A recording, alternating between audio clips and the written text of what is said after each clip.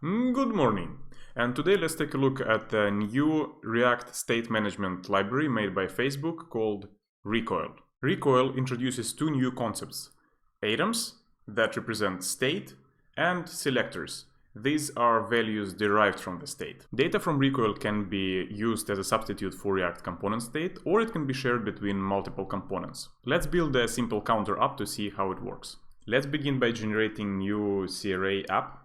npx create React app Recoil demo.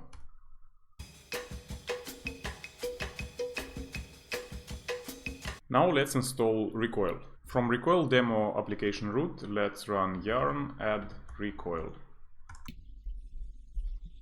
First we need to open the index.js file, import recoil root from Recoil, and wrap our application into this provider. Now let's open app.js, remove all the existing layout, remove the logo import, we're not going to need it, and app.css you can also remove. Let's define our first item. This item will be our counter state. Const counter state equals item, and items accept an options object where you need to define two fields. First field is key. It needs to be a unique identifier for this particular piece of state. So in our case I will call it counter state. And another one is the default value. Default. And our default value will be 0. Now let's use this counter state in our application. You can use items as a state using use recoil state hook. Const count set count equals use recoil state, and we pass our counter state item reference. Counter state. Now we can add a paragraph that will display the current count value. And also we can add a button that will increment the count value, and another one to decrement. On increment click, we will call the increment function, and let's define it. Const increment equals function that will call set count plus 1. Also let's define a decrement function,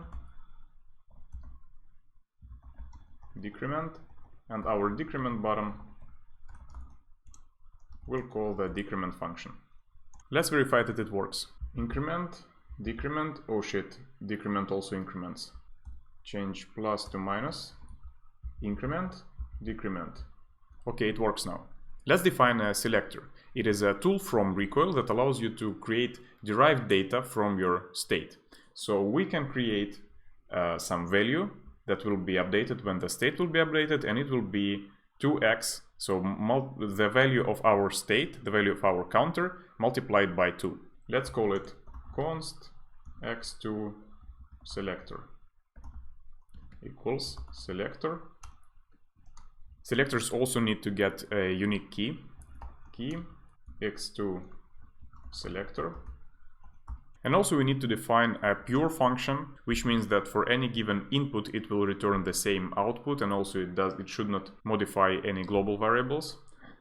It should be called get, and it should be a function that will receive get through the arguments. Now using this get function, we will receive the current value of the counter state. Const count equals get counter state, and now we can return count multiplied by 2. To use this value in our component, we need to use another hook called use recoil value. Const double count equals use recoil value. and we pass our x2 selector there. Now we can output this just below the count value. Double count value. Let's verify that it works. Increment and decrement.